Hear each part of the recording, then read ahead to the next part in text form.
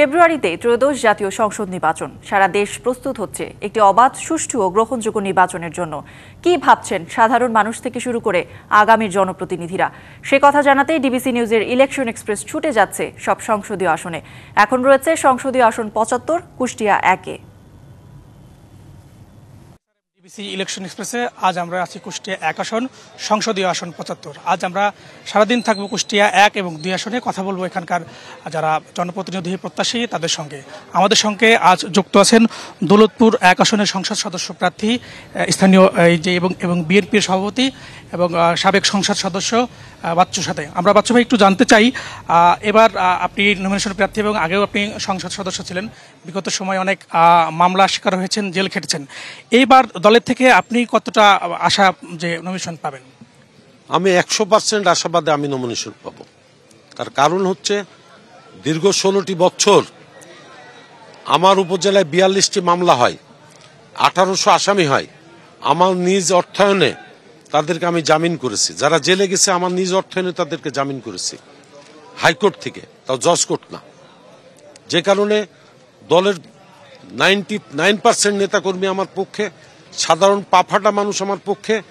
আমি ঢাকা শহরে বাস করি না, আমি গ্রামে বাস করি। গ্রামের সাধারণ মানুষের সাথে আমার ব্যক্তিগত সম্পর্ক, যে কারণে দল বিভিন্ন সময় সার্ভে করেছে। আমি আশা করি সেই সার্ভে রিপোর্টের ভিত্তিতে ১০০% আশাবাদে আমি নমিনেশন পাবো। আমরা দেখেছি এই আসনে আপনি ছাড়াও অনেক বিএনপির প্রার্থী রয়েছেন যারা নমিনেশন চায়। তাদের ক্ষেত্রে আপনার কি, বা নতুনদের জন্য আপনি ছেড়ে দেবেন কিনা, বা আপনি যদি তারা পায় সেক্ষেত্রে আপনি আসলে কি করবেন?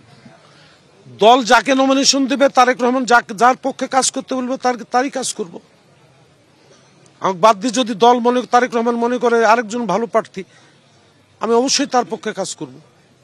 তো বিগত সময়ে এই আসনে সংসদ সদস্য ছিলেন, আমরা দেখেছি এই আসনের ৩টা ইউনিয়ন রয়েছে যেগুলো নদী ভাঙন প্রবণিত এলাকা।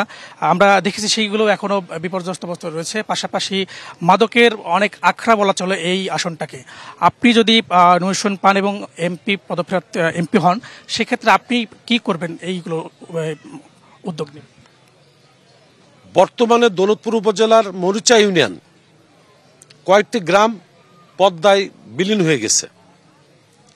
আর 2টি ইউনিয়ন যে পদ্মার পাশে, তারা কিন্তু আপাতত ভাঙন নাই তাদের।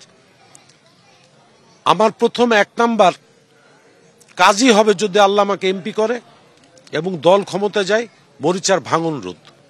আর মাদক, এটা সারা বাংলাদেশে আছে। আমার উপজেলায় বর্ডার আছে, বর্ডার দিয়ে প্রচুর মাদক অস্ত্রও আসে।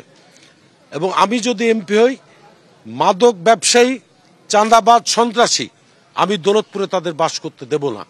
এটা আমার প্রত্যেকটি জনসভায়, বিভিন্ন কর্মী সভায় আমি আমার বক্তব্য স্পষ্ট করে যাচ্ছি। আওয়ামী লীগের দুর্গ ছিল, তার আগে আমরা দেখেছি এই আসনটা বিএনপির এক সময় দুর্গ ছিল। আপনারা পুনরুদ্ধারের কাজ করছেন, পাশাপাশি জামাত বলছেন তারাও এখন সক্রিয় এবং তাদেরকে জনগণ সমর্থন দিচ্ছে এবং তৃতীয় শক্তি হিসেবে তাদেরকে দেখতে চাচ্ছে। আপনারা দুর্গ ফিরিয়ে আনার চেষ্টা করছেন এবং সেক্ষেত্রে আপনাদের নারী ভোটার আমরা দেখেছি এখানে প্রায় সমান। নারীদের জন্য এবং বেকার যুবকদের জন্য আপনারা কি পরিকল্পনা নিয়েছেন? এখানে বেকার যুবক এবং বেকার নারীরা যারা শিক্ষিত, তাদের জন্যই 1980 সালে সাবেক প্রধানমন্ত্রী শাহজুর রহমান এখানে ভোকেশনাল কলেজ করেছিলেন, যেটা এখন পলিটেকনিক কলেজ হয়ে গেছে।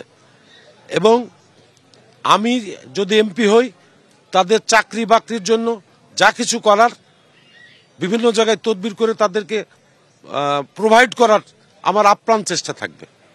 তরুণদের নিয়ে আপনার ভাবনাটা কি? তরুণরাই তো আগামীতে সমাজ পরিবর্তন করবে। অতএব তরুণদের নিয়ে আমার ভাবনা হচ্ছে, তরুণরাই সামনে এগিয়ে আসবে।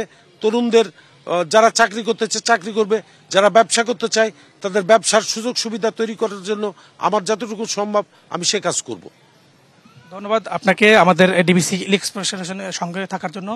আমরা কথা বলছিলাম এই আসনের বিএনপি মনোনীত একজন প্রার্থীর সঙ্গে। তিনি জানাচ্ছিলেন তার কর্মপরিকল্পনা এবং তিনি যদি এমপি হন কি করবেন। এবং আমরা পরবর্তীতে কুষ্টিয়া 2 আসনে থাকবো, সেখানে আমাদের সঙ্গে স্থানীয় যারা সংসদ সদস্য প্রার্থী রয়েছেন তারাও আমাদের সঙ্গে যুক্ত থাকবেন।